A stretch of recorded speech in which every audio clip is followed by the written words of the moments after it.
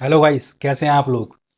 मैं जितेंद्र कुमार अपने YouTube channel में आपका हार्दिक स्वागत करता हूं। आज का ये वीडियो उन बच्चों के लिए है जिन्होंने ओपन स्कूल से एडमिशन लिया हुआ है और अपने कोर्स के अंदर राजनीति विज्ञान को उन्होंने चुना है। राजनीति विज्ञान का जो विषय है वो बहुत ही ज़्यादा इंटरेस्टिंग है, क्योंकि हम जिस समाज में रहते हैं उसमें चारों तरफ आपको राजनीतिक गतिविधियां देखने को मिलती हैं। अगर आपने अपने सिलेबस को गौर से देखा होगा तो पाया होगा कि इस सब्जेक्ट के अंदर जितने भी चैप्टर दिए गए हैं उनको 6 मॉड्यूल्स के अंदर डिवाइड किया गया है। अब उनको कैसे पढ़ा जाए, कैसे समझा जाए, कौन से क्वेश्चन इंपॉर्टेंट हैं, कौन से नहीं हैं, कौन से एग्जाम में आने की ज़्यादा संभावना है, अगर इस प्रकार के प्रश्न आपके दिमाग में चल रहे हैं तो आपकी समस्या का समाधान इसी वीडियो में है। आप अपने दिमाग से ये टेंशन निकाल दो कि आपने करना क्या है। आप अपनी ये टेंशन सिर्फ मुझ पर छोड़ दो। मैंने हर मॉड्यूल के ऊपर सेपरेट वीडियो बनाया हुआ है और आज इस वीडियो में हम बात करेंगे मॉड्यूल फर्स्ट की। मॉड्यूल फर्स्ट के अंदर 4 चैप्टर दिए गए हैं।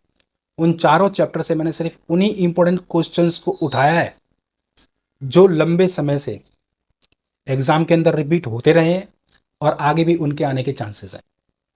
अगर आप 3 से 4 बार इन क्वेश्चंस को दोहरा लेंगे, पढ़ लेंगे, समझ लेंगे तो आपका मॉड्यूल फर्स्ट चुटकियों में ख़त्म हो जाएगा और आपको अपने दिमाग में ज़्यादा स्ट्रेस पालने की ज़रूरत नहीं होगी।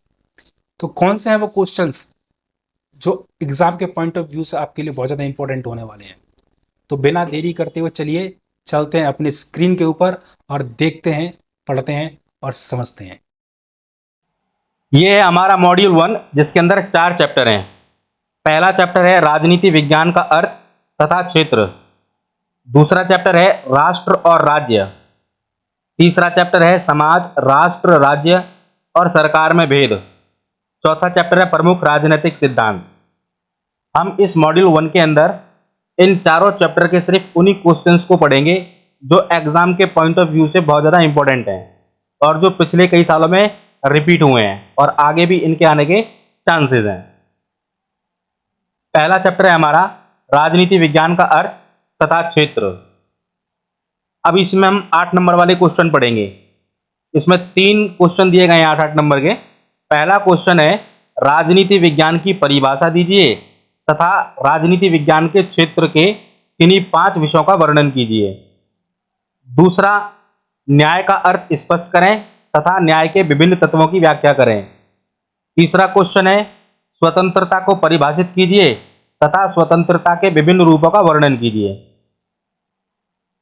सबसे पहले हम पढ़ेंगे पहला क्वेश्चन, राजनीति विज्ञान की परिभाषा दीजिए तथा राजनीति विज्ञान के क्षेत्र के किन्हीं 5 विषयों का वर्णन कीजिए।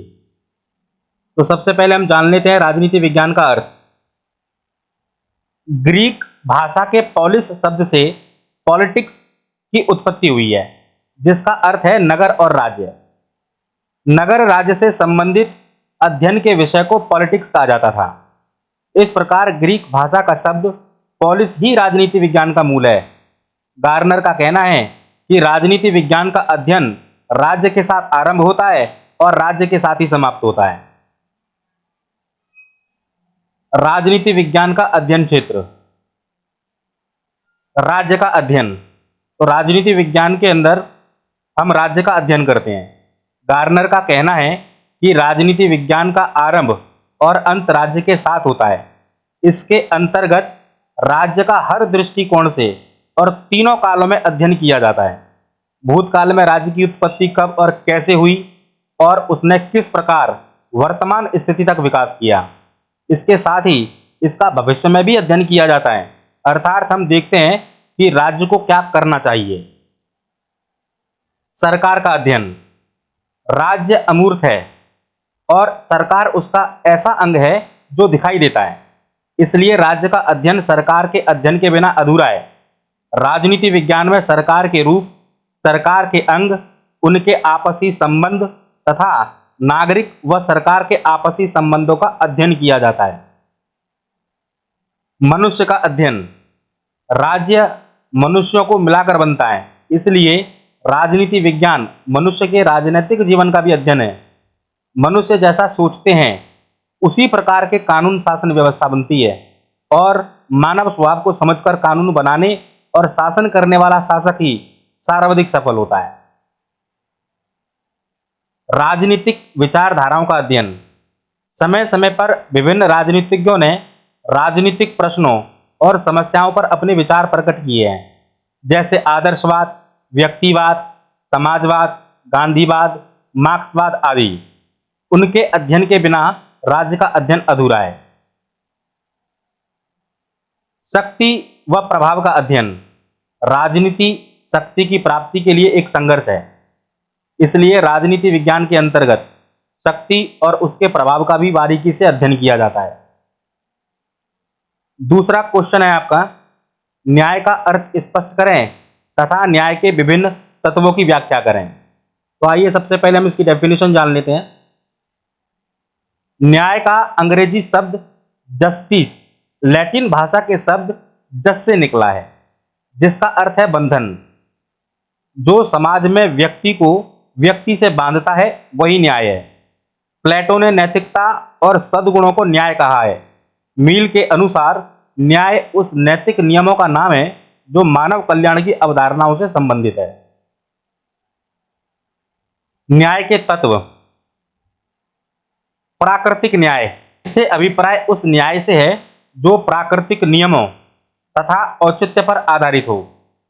प्राकृतिक न्याय को न्यायालय भी मान्यता देते हैं और जो कार्य प्राकृतिक न्याय के विरुद्ध हो उसे अवैध घोषित कर देते हैं।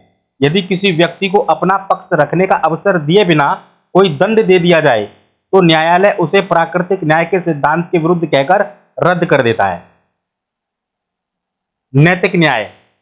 समाज में न्याय की मांग नैतिक आचरण के आधार पर की जाती है, अर्थात समाज में जो नैतिक है वही उचित है और वही न्यायपूर्ण भी है। जो बात किसी समाज में नैतिक नियमों के विरुद्ध है उसे उचित और न्यायपूर्ण नहीं माना जा सकता। कानून भी नैतिक नियमों के अनुसार बनाए जाते हैं। न्यायालय भी कई बार मुकदमों का निर्णय नैतिक नियमों और रीति रिवाजों के अनुसार करते हैं। कानूनी न्याय। कानून के द्वारा न्याय मांगने और देने की प्रक्रिया निश्चित की जाती है और उसके अनुसार ही न्याय किया जाता है। न्यायालय के अधिकार क्षेत्र और शक्तियां भी निश्चित होती हैं, जिसका उल्लंघन न्यायाधीश भी नहीं कर सकते और वे उन्हीं सीमाओं के अंदर रहते हुए कानून के अनुसार न्याय करते हैं। सामाजिक न्याय। सामाजिक न्याय का उद्देश्य मुख्य रूप से समाज में मिलने वाली असमानता, भेदभाव और अन्याय को दूर करना है, ताकि सभी व्यक्ति अपने गुणों का विकास कर सकें। सामाजिक न्याय की भावना ने समाजवाद को भी लोकप्रिय बनाया है। राजनीतिक न्याय। राजनीतिक शक्ति का प्रयोग सभी व्यक्तियों को समान रूप से करने का अधिकार होना चाहिए। बिना किसी भेदभाव के सभी नागरिकों को मत डालने, चुनाव लड़ने, सार्वजनिक पद प्राप्त करने और सरकार की आलोचना करने की स्वतंत्रता होनी चाहिए। आर्थिक न्याय। आर्थिक न्याय का अर्थ है व्यक्तियों को आर्थिक क्षेत्र में न्याय प्रदान करना, आर्थिक असमानता को दूर करना, लोगों को आर्थिक शोषण से मुक्त करना तथा उनकी आधारभूत आवश्यकताओं की पूर्ति की व्यवस्था करना। तीसरा क्वेश्चन है, स्वतंत्रता को परिभाषित कीजिए तथा स्वतंत्रता के विभिन्न रूपों का वर्णन कीजिए। तो इसमें भी हम सबसे पहले स्वतंत्रता के अर्थ को समझ लेते हैं। अधिकतर लोग सोचते हैं कि स्वतंत्रता का अर्थ है जो चाहे करना, लेकिन समाज में किसी भी व्यक्ति को जो चाहे करने की आज्ञा नहीं दी जा सकती, क्योंकि ऐसे वातावरण में शांति नहीं रह सकती। जंगल में ही जो चाहे करने का वातावरण मिलता है, समाज में नहीं। अपनी इच्छा अनुसार ऐसे कार्य करने का अधिकार जिससे दूसरों को और समाज को हानि ना पहुंचे स्वतंत्रता कहलाती है। यही स्वतंत्रता व्यक्ति और समाज के लिए लाभदायक है। मैकेंजी के अनुसार स्वतंत्रता सभी प्रकार के प्रतिबंधों का अभाव नहीं, बल्कि अनुचित प्रतिबंधों के स्थान पर उचित प्रतिबंधों की व्यवस्था है। अब स्वतंत्रता के कौन कौन से रूप है उसको जान लेते हैं। पहला है आपका प्राकृतिक स्वतंत्रता। प्राकृतिक स्वतंत्रता का अर्थ है कि मनुष्य पर किसी प्रकार का कोई बंधन नहीं होना चाहिए। परंतु एक सभ्य समाज में इस प्रकार की स्वतंत्रता संभव नहीं है।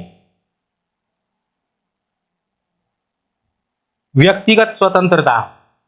व्यक्तिगत स्वतंत्रता का अर्थ है कि व्यक्ति को अपने व्यक्तिगत मामलों, भोजन, विवाह, वस्त्र आदि में पूर्ण स्वतंत्रता होनी चाहिए। यानी कि व्यक्तिगत स्वतंत्रता के अंतर्गत हर व्यक्ति को अपने अनुसार भोजन चुनने की, विवाह करने की या अपना लाइफ स्टाइल अपने हिसाब से रखने की पूरी आजादी होनी चाहिए। उसे ही व्यक्तिगत स्वतंत्रता कहते हैं। नागरिक स्वतंत्रता। राज्य के कानूनों के अंतर्गत व्यक्ति को किसी अन्य व्यक्ति के हस्तक्षेप के बिना कार्य करने की जो स्वतंत्रता प्राप्त होती है, उसे नागरिक स्वतंत्रता कहते हैं। नागरिक स्वतंत्रता इस बात की गारंटी होती है कि व्यक्ति समाज की इकाई के रूप में सभी सामाजिक सुविधाओं को प्राप्त कर सकता है तथा उनका उपयोग कर सकता है। राजनीतिक स्वतंत्रता। राजनीतिक स्वतंत्रता उस स्वतंत्रता को कहते हैं जिसके प्रयोग से नागरिक अपने देश की सरकार में भाग लेने का अधिकार रखते हैं। राजनीतिक स्वतंत्रता के लिए नागरिकों को अनेक राजनीतिक अधिकार जैसे कि मतदान का अधिकार, चुनाव लड़ने का अधिकार, सरकारी नौकरी प्राप्त करने का अधिकार तथा सरकार की आलोचना करने आदि के अधिकार प्रदान किए जाते हैं। आर्थिक स्वतंत्रता।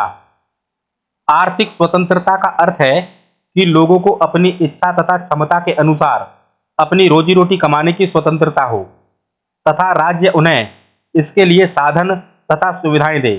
भूख, बेकारी तथा गरीबी से मुक्ति ही आर्थिक स्वतंत्रता है। अब हम पढ़ेंगे 2 नंबर वाले क्वेश्चन। इसमें ये 4 क्वेश्चन है, 2-2 नंबर वाले। पहला क्वेश्चन है, अवसर की समानता से क्या अभिप्राय है? शक्ति का क्या अर्थ है? सत्ता का क्या अर्थ है? स्वतंत्रता के नकारात्मक पक्ष की व्याख्या करो। सबसे पहले जान लेंगे अवसर की समानता से क्या अभिप्राय है। अवसर की समानता का अर्थ है कि समाज में सभी नागरिकों को समान समझा जाना चाहिए। जाति, धर्म, रंग, लिंग आदि के आधार पर भेदभाव किए बिना सबको अपने जीवन का विकास करने के समान अवसर प्राप्त होने चाहिए।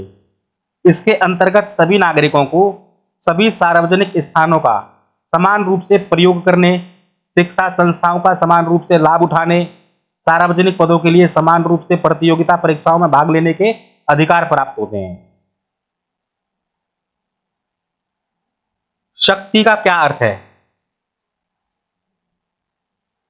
शक्ति वह तत्व है जिसके आधार पर एक व्यक्ति को दूसरे व्यक्ति के मन, कर्म तथा विचारों पर नियंत्रण रखने का अवसर प्राप्त होता है।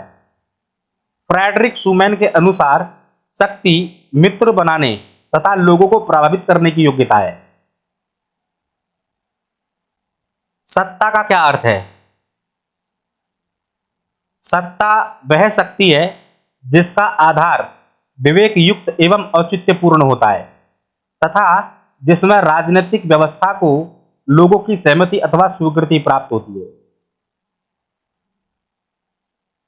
चौथा प्रश्न, स्वतंत्रता के नकारात्मक पक्ष की व्याख्या करें। नकारात्मक स्वतंत्रता का अर्थ है पूर्ण आजादी, परंतु नकारात्मक स्वतंत्रता ना तो व्यवहारिक है और ना ही संभव। पूर्ण स्वतंत्रता की प्राप्ति तो केवल शक्तिशाली व्यक्ति ही कर सकता है, कमजोर, गरीब तथा अनपढ़ व्यक्ति नहीं। पूर्ण स्वतंत्रता के वातावरण में जंगल का नियम लागू हो जाता है और केवल शक्तिशाली व्यक्ति को ही जीने का, उन्नति करने का अवसर मिलता है।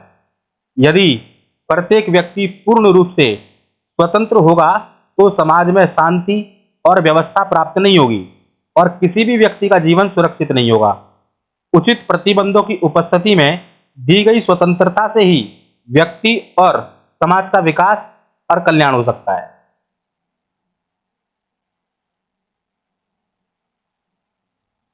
अब हम पढ़ेंगे सेकंड चैप्टर, राष्ट्र और राज्य।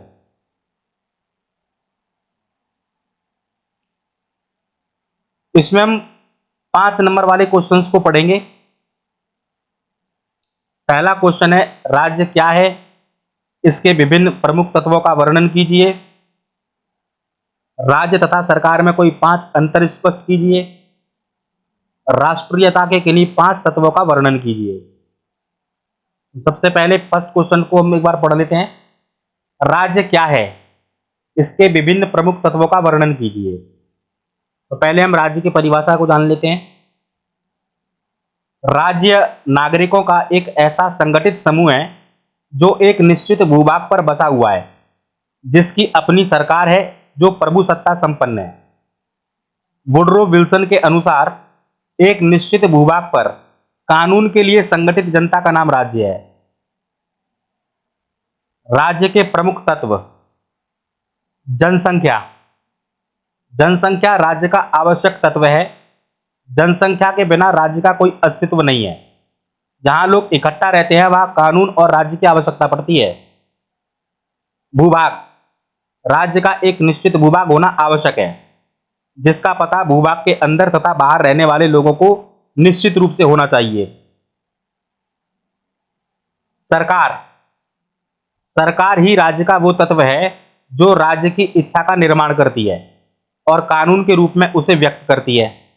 सरकार ही राज्य के नाम पर शक्ति का प्रयोग करती है। प्रभुसत्ता। प्रभुसत्ता का अर्थ है सर्वोच्च शक्ति। राज्य के पास सर्वोच्च शक्ति होती है, जिसका प्रयोग वह अपने भूभाग के अंदर व्यक्तियों तथा संस्थाओं पर कर सकता है। दूसरा क्वेश्चन, राज्य तथा सरकार में कोई 5 अंतर स्पष्ट कीजिए। राज्य तथा सरकार में अंतर। राज्य सरकार से अधिक व्यापक है, ये पहला पॉइंट है। राज्य में उसके क्षेत्र में रहने वाली समस्त जनता शामिल होती है, जबकि सरकार में केवल वही लोग शामिल होते हैं जो शासन को चलाने में भाग लेते हैं। सरकार में विधानपालिका, कार्यपालिका तथा न्यायपालिका के सदस्य ही शामिल होते हैं। दूसरा पॉइंट है, सरकार राज्य का एक अंग है। राज्य का निर्माण 4 तत्वों जनसंख्या, भूभाग, प्रभुसत्ता तथा सरकार से मिलकर होता है। सरकार इनमें से केवल एक तत्व है, इसलिए सरकार राज्य का एक केवल अंग माना जाएगा।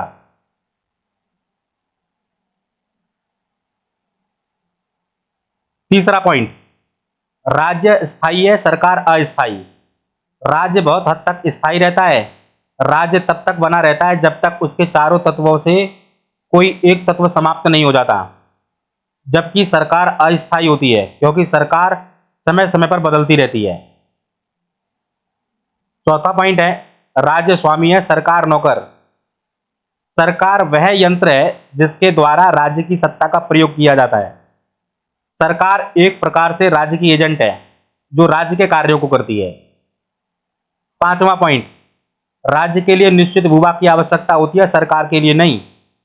राज्य के लिए निश्चित भूभाग का होना जरूरी है, क्योंकि इसके बिना राज्य का निर्माण नहीं हो सकता, जबकि सरकार के लिए भूभाग की कोई आवश्यकता नहीं होती। तीसरा क्वेश्चन है, राष्ट्रीयता के किन्हीं 5 तत्वों का वर्णन कीजिए। राष्ट्रीयता के तत्व। तो पहला पॉइंट है, समान जाति या नस्ल। एक ही जाति या नस्ल के लोगों में एकता तथा अपनेपन की भावना होती है। एक ही जाति के लोग खुद को दूसरी जातियों से अलग समझते हैं। बर्गेस और लीकॉक ने समान नस्ल को ही राष्ट्र का मुख्य आधार बताया है। समान भाषा। एक ही भाषा बोलने वाले लोग खुद को दूसरों से अलग समझते हैं, क्योंकि भाषा द्वारा ही वे एक दूसरे को अपनी बात कह सकते हैं और समझ सकते हैं। समान भाषा में समान विचार उत्पन्न होते हैं। समान धर्म। धर्म का व्यक्ति के जीवन पर गहरा प्रभाव पड़ता है, इसलिए एक ही धर्म को मानने वाले खुद को एक मानते हैं और अन्य धर्म के लोगों से अपने को अलग समझते हैं। इस प्रकार समान धर्म भी राष्ट्र का निर्माण करने में सहायक होता है। भौगोलिक एकता। भौगोलिक एकता राष्ट्रीयता के निर्माण में बहुत महत्वपूर्ण तत्व है। जब एक जनसमूह के लोग किसी एक निश्चित भूमि पर साथ साथ रहते हैं तो उनमें एकता की भावना पैदा हो जाती है। जैसे हम भारतीय यह भावना एक प्रदेश में रहने के कारण पैदा होती है। सामान्य संस्कृति। सामान्य संस्कृति राष्ट्र के विकास में बहुत सहायक होती है। संस्कृति मनुष्य जीवन के अनेक पहलुओं से संबंध रखती है। सामान्य भाषा के कारण लोगों में एकता उत्पन्न होती है। सामान्य भाषा के बिना राष्ट्र की कल्पना भी नहीं की जा सकती।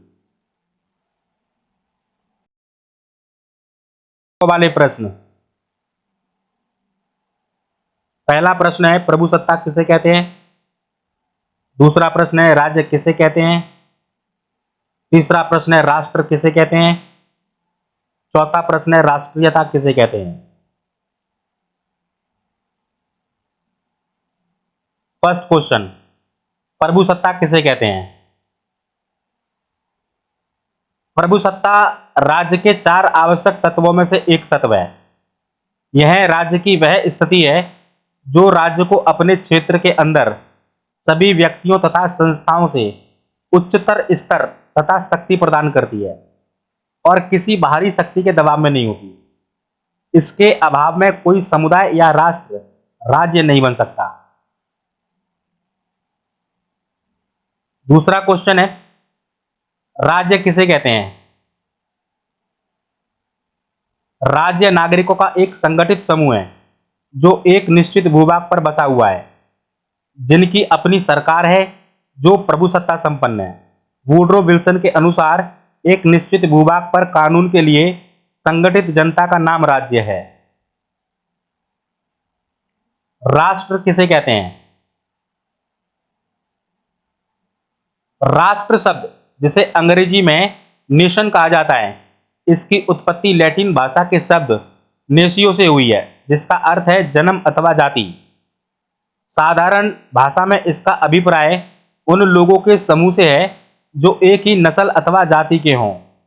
बर्गेस के अनुसार राष्ट्र भौगोलिक एकता वाले प्रदेश में बसी हुई एक नस्ल की जनसंख्या को कहा जाता है। राष्ट्रीयता किसे कहते हैं। राष्ट्रीयता लोगों के उस समूह को कहते हैं जो सामान्य रक्त, भाषा, धर्म, रीति रिवाज, इतिहास, भौगोलिक एकता आदि के आधार पर अपने को एक और अन्य समूहों से अलग समझता हो। ये हमारा सेकंड चैप्टर भी खत्म हो गया। अब बढ़ते हैं हम अपने तीसरे चैप्टर की तरफ। तीसरा चैप्टर है हमारा समाज, राष्ट्र, राज्य और सरकार में भेद। 5 नंबर वाले क्वेश्चन हैं ये। पहला क्वेश्चन है राज्य और समाज में अंतर स्पष्ट कीजिए। दूसरा क्वेश्चन है सरकार किसे कहते हैं। राज्य और सरकार के बीच कोई 5 अंतर बताइए। तीसरा क्वेश्चन है राष्ट्र और राज्य में अंतर स्पष्ट कीजिए। पहला क्वेश्चन, राज्य और समाज में अंतर स्पष्ट कीजिए। राज्य और समाज में अंतर। समाज राज्य से प्राचीन है। समाज राज्य से पहले बना है। मनुष्य एक सामाजिक प्राणी है, इसलिए वह शुरू से ही समाज में रहता आया है। समाज में रहते हुए व्यक्तियों को राज्य की आवश्यकता महसूस हुई और राज्य बना। राज्य की उत्पत्ति समाज के बाद हुई। समाज की सदस्यता ऐच्छिक है तथा राज्य की अनिवार्य है। समाज की सदस्यता ऐच्छिक होती है। व्यक्ति एक समाज को अपनी इच्छा से छोड़कर दूसरे समाज का सदस्य बन सकता है, परंतु राज्य की सदस्यता अनिवार्य है। व्यक्ति अपनी इच्छा से ना तो इसे छोड़ सकता है और ना ही किसी दूसरे राज्य का सदस्य बन सकता है। समाज के लिए निश्चित भूभाग की आवश्यकता नहीं होती। राज्य के लिए निश्चित भूभाग की आवश्यकता होती है, क्योंकि इसके बिना राज्य का निर्माण नहीं हो सकता। जबकि समाज के लिए भूभाग की आवश्यकता नहीं होती, क्योंकि समाज थोड़े से स्थान में भी सीमित हो सकता है और पूरे संसार में भी फैला हुआ हो सकता है। समाज के उद्देश्य व्यापक हैं। राज्य के मुकाबले में समाज के उद्देश्य अधिक व्यापक हैं। समाज व्यक्ति के संपूर्ण जीवन के विकास के प्रयत्न करता है, जबकि राज्य व्यक्ति के राजनीतिक जीवन से ही संबंधित है। राज्य के लिए संगठित होना आवश्यक है। समाज के सदस्यों के लिए संगठित होना आवश्यक नहीं, वे संगठित हो भी सकते हैं और नहीं भी, लेकिन राज्य के लोगों का राजनीतिक दृष्टि से संगठित होना आवश्यक है। बिना संगठन के राज्य नहीं बन सकता। सेकंड क्वेश्चन, सरकार किसे कहते हैं? राज्य और सरकार के बीच कोई 5 अंतर बताइए। सबसे पहले हम सरकार का अर्थ समझ लेते हैं। सरकार राज्य के 4 आवश्यक तत्वों में से एक है। इस बात से पता चलता है कि सरकार और राज्य में अंतर है। गार्नर के अनुसार सरकार उस संगठन का नाम है जिसके द्वारा राज्य अपनी इच्छा का निर्माण, उसकी अभिव्यक्ति और उसे लागू करता है। राज्य और सरकार में अंतर। सरकार राज्य का एक अंग है। सरकार राज्य के 4 आवश्यक तत्वों में से एक है। यही एक ऐसा तत्व है जो राज्य की इच्छा को प्रकट करता है और उसे पूरा करता है। जिस प्रकार शरीर और उसके अंगों में अंतर होता है, उसी प्रकार राज्य और सरकार में भी अंतर होता है। राज्य अमूर्त है और सरकार मूर्त। राज्य एक विचार है जो दिखाई नहीं देता, परंतु सरकार दिखाई देती है। इससे बातचीत की जा सकती है, इससे पत्र व्यवहार भी किया जा सकता है। राज्य स्थायी है और सरकार अस्थायी। राज्य स्थायी होता है। राज्य तब तक स्थायी होता है जब तक इसके पास चारों तत्व, जनसंख्या, सरकार, निश्चित भूभाग तथा प्रभुसत्ता मौजूद होती है। परंतु सरकार बदलती रहती है। लोकतंत्र की व्यवस्था में तो हर चुनाव के बाद सरकार बदल जाती है। राज्य की सदस्यता अनिवार्य है, सरकार की ऐच्छिक। राज्य की सदस्यता व्यक्ति के लिए अनिवार्य होती है। पैदा होते ही वह किसी ना किसी राज्य का सदस्य बन जाता है। वो चाहे या ना चाहे, उसे जीवन भर राज्य का सदस्य बने रहने पड़ता है। परंतु सरकार का सदस्य बनना जरूरी नहीं। सरकारी सेवा करना या चुनाव लड़ना व्यक्ति की इच्छा पर निर्भर करता है। वे सरकारी सेवा में आने के बाद भी जब चाहे उसे छोड़ सकते हैं। राज्य मालिक है, सरकार सेवक। राज्य अमूर्त है और उसकी इच्छा की अभिव्यक्ति तथा पूर्ति सरकार द्वारा की जाती है। राज्य की इच्छा के बिना सरकार कोई कार्य नहीं कर सकती। तीसरा क्वेश्चन है, राष्ट्र और राज्य में अंतर स्पष्ट कीजिए। राष्ट्र तथा राज्य में अंतर। राज्य के लिए 4 आवश्यक तत्व। राज्य के निर्माण के लिए 4 आवश्यक तत्व, जनसंख्या, भूभाग, सरकार तथा प्रभुसत्ता की आवश्यकता पड़ती है, जबकि राष्ट्र के लिए कोई तत्व आवश्यक नहीं। किसी राष्ट्र में एक तत्व मिलता है, किसी में 2, किसी में कई। राज्य के लिए एकता की भावना आवश्यक नहीं है। राज्य की जनसंख्या में एकता की भावना का होना आवश्यक नहीं है, परंतु राष्ट्र के निर्माण के लिए लोगों में एकता का होना आवश्यक है। एकता की भावना ही राष्ट्र का निर्माण करती है। राज्य का स्वरूप भौतिक है, जबकि राष्ट्र का आध्यात्मिक। राज्य एक राजनीतिक संगठन है जो लोगों की भौतिक आवश्यकताओं को पूरा करता है, जबकि राष्ट्र एक आध्यात्मिक भावना है। लोगों में भावनात्मक एकता के कारण ही राष्ट्र का निर्माण होता है। राज्य के लिए निश्चित भूभाग आवश्यक है। राज्य एक निश्चित भूभाग में होता है, परंतु राष्ट्र के लिए निश्चित भूभाग की आवश्यकता नहीं होती। राष्ट्र कई राज्यों में फैला हो सकता है और एक ही राज्य में कई राष्ट्र भी हो सकते हैं। प्रभुसत्ता राज्य के लिए आवश्यक। राज्य के लिए प्रभुसत्ता का होना आवश्यक है, परंतु राष्ट्र के लिए नहीं। 1947 से पहले भारत राष्ट्र राज्य नहीं था और अब भारत राष्ट्र भी है और राज्य भी। ये हमारा तीसरा चैप्टर भी खत्म हो गया है। अब हम बढ़ते हैं अपने चौथे चैप्टर की तरफ। प्रमुख राजनीतिक सिद्धांत। इसमें हम 8 नंबर वाले क्वेश्चन पढ़ेंगे। पहला क्वेश्चन है, उदारवाद को परिभाषित कीजिए। उदारवाद की किन्हीं 3 विशेषताओं को स्पष्ट कीजिए। दूसरा क्वेश्चन है, मार्क्सवाद के मुख्य सिद्धांतों की व्याख्या कीजिए। तीसरा क्वेश्चन है, मार्क्सवाद के 5 उद्देश्यों की विवेचना कीजिए। पहला क्वेश्चन, उदारवाद को परिभाषित कीजिए। उदारवाद की किन्हीं 3 विशेषताओं को स्पष्ट कीजिए। पहले हम उदारवाद का अर्थ समझ लेते हैं। उदारवाद एक ऐसी अवधारणा है या एक ऐसी विचारधारा है जिसके सिद्धांतों को स्पष्ट रूप से प्रकट नहीं किया जा सकता। यह लॉक से लेकर लास्की तक कई विचारकों के विचारों का समूह है जिन्होंने व्यक्ति की स्वतंत्रता तथा महत्व पर जोर दिया है। उदारवाद की विशेषताएं। व्यक्ति के विवेक में विश्वास। उदारवादी विचारक व्यक्ति के विवेक में विश्वास करते आए हैं। व्यक्ति की बुद्धि में उनकी आस्था रही है।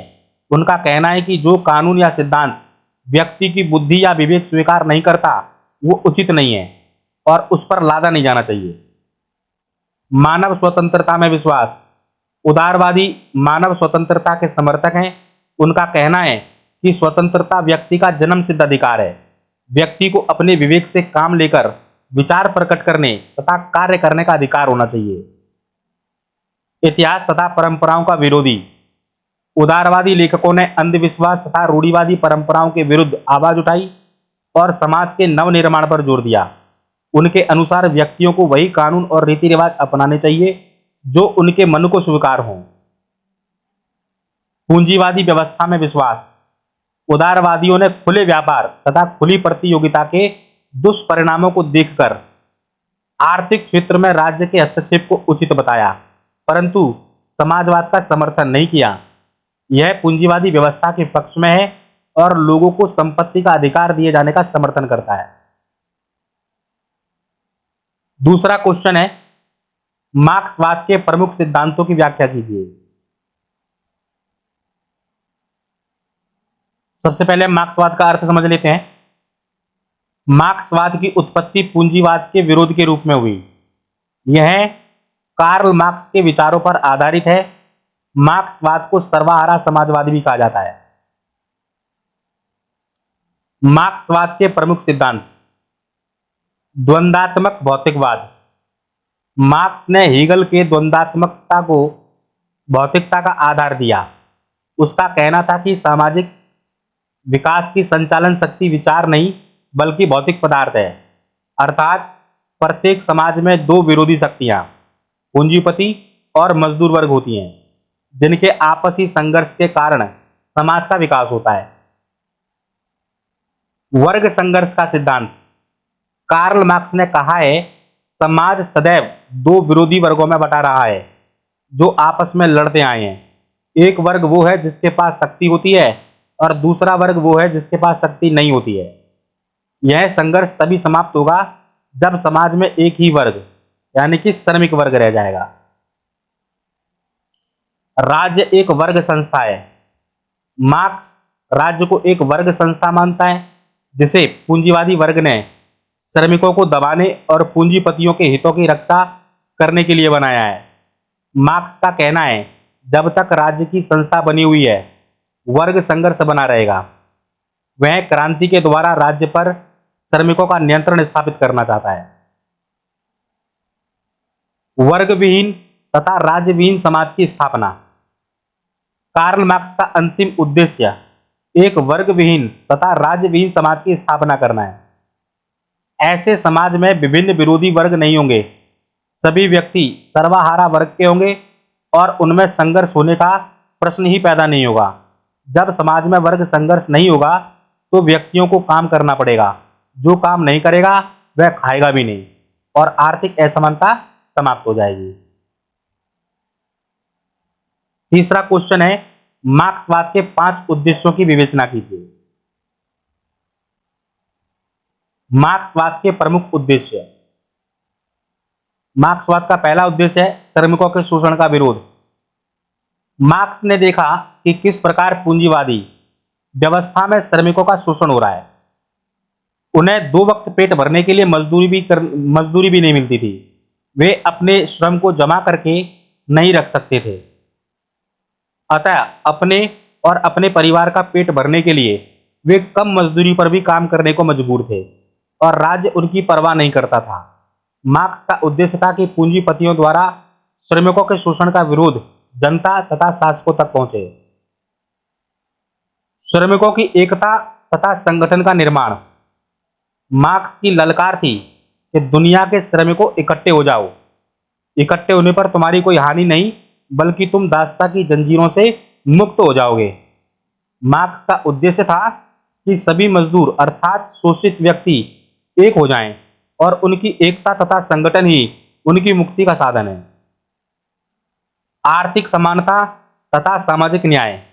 मार्क्सवाद का यह उद्देश्य था कि ऐसी सामाजिक व्यवस्था स्थापित हो जिसमें लोगों को आर्थिक समानता का अधिकार हो, जिसमें उन्हें सामाजिक न्याय मिले। मार्क्स का कहना था कि प्रत्येक व्यक्ति को सम्मान का जीवन व्यतीत करने का अवसर मिले, उन्हें आर्थिक समानता तथा सामाजिक न्याय भी मिले। पूंजीवाद की समाप्ति। मार्क्स पूंजीवाद को समाज के लिए अभिशाप समझता था और इसलिए इसे समाप्त करने के पक्ष में था। वैसे तो उसने हिंसात्मक साधनों से पूंजीवाद को समाप्त करने पर जोर दिया था, परंतु उसने मनोवैज्ञानिक ढंग से भी ये बात लोगों के मन में बैठाने का प्रयत्न किया है कि पूंजीवाद तो स्वयं ही अपने नाश की ओर बढ़ रहा है। राज्यविहीन तथा वर्गविहीन समाज की स्थापना। मार्क्स का अंतिम उद्देश्य राज्यविहीन और वर्गविहीन समाज की स्थापना करना था। अर्थात वह चाहता था कि समाज में विभिन्न वर्गों के लोगों में संघर्ष ना हो तथा सभी आपस में मिलजुल कर मित्रता पूर्वक रहें। अब हम पढ़ेंगे 5 नंबर वाले क्वेश्चन को।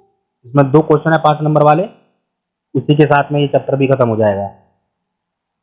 पहला क्वेश्चन है, वर्ग संघर्ष से आप क्या समझते हैं। दूसरा क्वेश्चन है, गांधी जी की रामराज्य की अवधारणा क्या थी। पहला क्वेश्चन हम समझ लेते हैं, वर्ग संघर्ष से आप क्या समझते हैं। वर्ग संघर्ष का सिद्धांत राजनीति शास्त्र को कार्ल मार्क्स की मौलिक देन है और इसी पर इसकी विचारधारा आधारित है। उसका कहना है कि समाज आरंभ से ही 2 वर्गों में बटा हुआ है। एक वर्ग वो है जिसके पास आर्थिक शक्ति है और दूसरा वर्ग वो है जिसके पास आर्थिक शक्ति नहीं है। जिसके पास आर्थिक शक्ति है उसी के नियंत्रण में राजनीतिक शक्ति भी रहती है और इन दोनों वर्गों में लगातार संघर्ष चलता आया है और आज भी है। जिसके पास आर्थिक शक्ति है उसने राजनीतिक शक्ति का प्रयोग दूसरे वर्ग को दबाने, उसे उत्पीड़न करने तथा उसका शोषण करने के लिए किया है। आरंभ में समाज के ये विरोधी वर्ग थे, स्वामी तथा दास। बाद में जागीरदारी व्यवस्था में ये वर्ग थे, जागीरदार तथा किसान। और आज ये वर्ग है पूंजीपति तथा श्रमिक। पूंजीपति वर्ग को समूल नष्ट करने के बाद ही यह संघर्ष समाप्त होगा और तभी समाज में शांति स्थापित होगी। दूसरा प्रश्न है, गांधी जी की रामराज्य की अवधारणा क्या थी। गांधी जी की रामराज्य की अवधारणा। गांधी जी अराजकतावादी थे और राज्य को एक बुराई मानते थे क्योंकि यह हिंसा पर आधारित है और अपने कामकाज में हिंसा का प्रयोग करती है। गांधी जी ऐसे राज्य को उचित समझते थे जो लोगों की सहमति और समाज की एकता पर आधारित हो, राजनीतिक तथा आर्थिक शक्ति का विकेंद्रीकरण हो, राजनीतिक शक्ति व्यक्ति के पास हो, पंचायतें स्वावलंबी हों, कुटीर उद्योगों को प्रोत्साहन मिलता हो तथा प्रत्येक ग्राम आत्मनिर्भर हो, जहां बल तथा हिंसा का प्रयोग कानून के पालन के लिए ना किया जाता हो, राज्य में एक आत्मनियंत्रक व्यवस्था हो और प्रत्येक व्यक्ति अपना शासक स्वयं हो। इसी के साथ में ये चौथा चैप्टर भी खत्म हो गया। इस तरीके से हमारा फर्स्ट मॉड्यूल कंप्लीट हो गया। यही वो क्वेश्चन थे जो एग्जाम के पॉइंट ऑफ व्यू से बहुत ज़्यादा इंपॉर्टेंट है, जिनके आपके एग्जाम में आने के चांसेस काफ़ी ज़्यादा बन जाते हैं।